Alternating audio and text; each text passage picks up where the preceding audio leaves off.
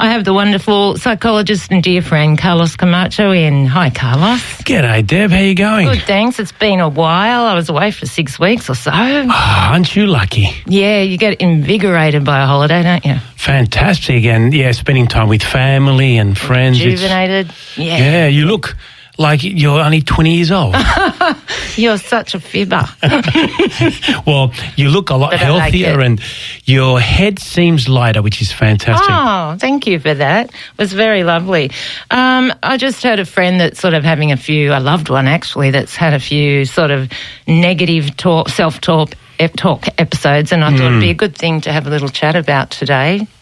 Yeah, negative thought. Well, it's part of our brain, Deb. You can't get rid of them. Yeah. The best analogy I have is like pictures a garden. Yeah. You take care of these plants and you water them, but these weeds that you don't want, they always come up. They do, don't they? And they thrive, whether it rains, whether it hails, whether it's 40 degrees, they just thrive. And all the other ones you take care of, they seem to not do as well. And I always say negative thoughts are the weeds of our brain. You got to weed them out. You got to weed them out, and it's constant. It's never ending. Yeah. Because that's how our brain is made. In order for us to survive, it's important for the brain to be conservative. So it always looks at the negative side of things. Yeah. It doesn't care about fun. It doesn't care about adventure. It just cares about survival. So that's why we have that, and we take less risks, and therefore we increase our ability, our opportunity, probability to survive. Yeah. And how come some of those negative thoughts are not sort of when you're having a dangerous situation? How come they come up when it's just some everyday situation? Like some people start having the negative thoughts and the self-talk, which leads to panic attacks while they're driving or something like that, which they've done like for years and years and years with no problems. Yeah, interesting, isn't it? The brain is such a complex organ, isn't it? Yeah. We're still learning a lot about it, and psychology, as you know, is still one of the youngest subjects that we have. Of course, the study of the mind and the brain has been going on for many, many centuries. Even Aristotle talked about the psyche and so forth. But the study of psychology as therapy on how to improve ourselves is quite young. It's only been 100 years or less that people have started looking at how to provide therapy and how to progress with regard to psychological things. It was always based on the body and physiology. So we're still learning. But what we worked out is that there's also there's three types of brains, and there's a small brain called the reptilian brain, which is the one that we used to have. Was much larger when we lived in a state of nature. So we had to try to survive. Fight and flight. That's it. And that's still there. So you and I or anyone listening to this program is equipped to live in the middle of the jungle. Yes. And we will turn almost animalistic because you have to survive. Yeah. And so all that negative thought, that anxiety that arises will be very useful in a state of nature, because you'll be very careful when you go out hunting, when you go into sleep, you'll be more conservative, and those negative thoughts will be saying, what if a jaguar comes and so forth, and you won't just chill out and be eaten, because you're going to be on the lookout, which is not good for us, of course, but it will help us survive.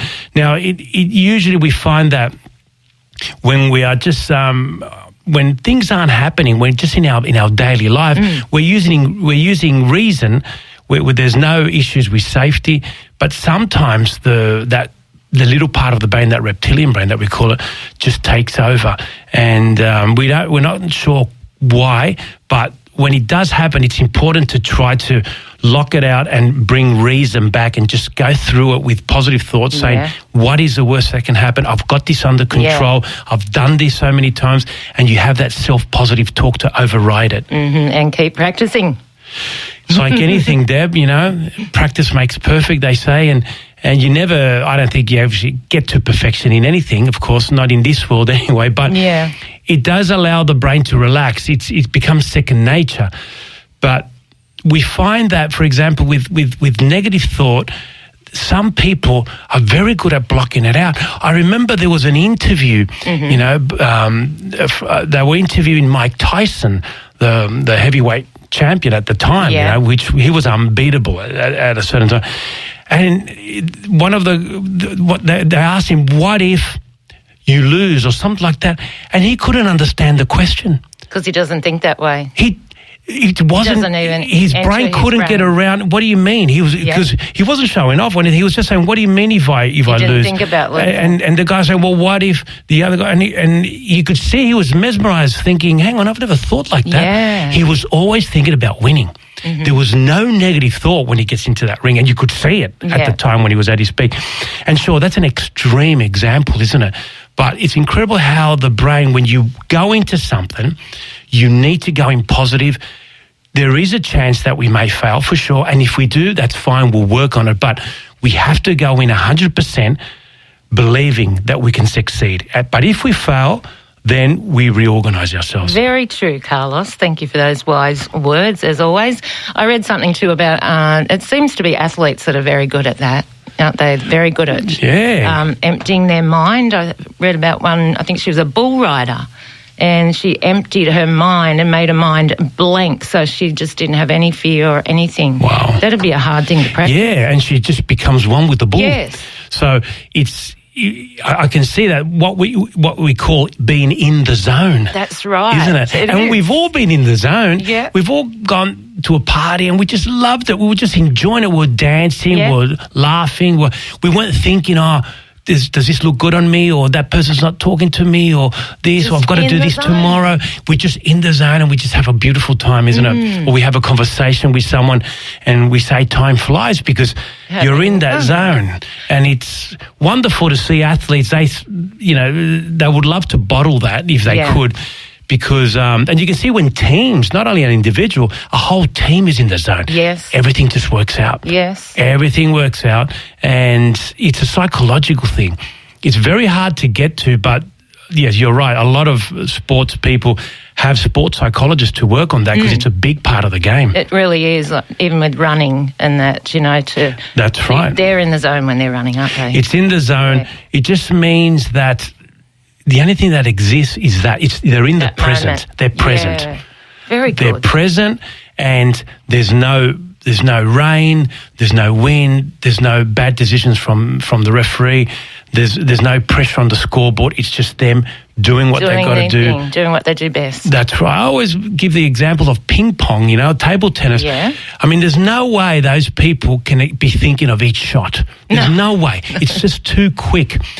With golf, it's different. It actually goes against you. The reason why it's such a mental game because you've got so much time to think about it. Yeah. And then when you play a bad shot, you've got so much time to think about that bad shot too. So it's very mental.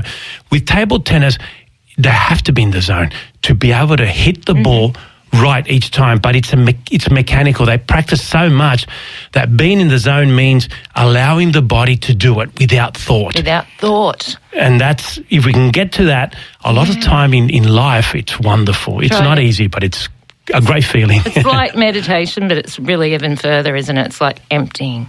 That's right. Emptying. It's like meditation, but you're still conscious, aren't you, of what's happening.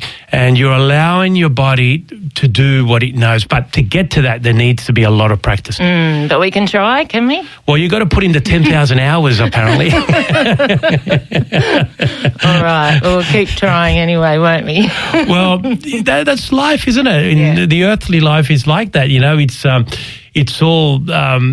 one day, when we're all looking back at our lives, and the important thing is not to regret things, and things are going to work out, but that's fine. Give it a go. And it's only life. It's not, we're all human. Yeah, and the next day is a new day, and you pick up where you left from. That's right. Good on you, Carlos. Thanks for coming, and we'll chat to you soon again. I hope so, yeah. We'll be back soon. Good on you. And you chose a beautiful song from F.R. David.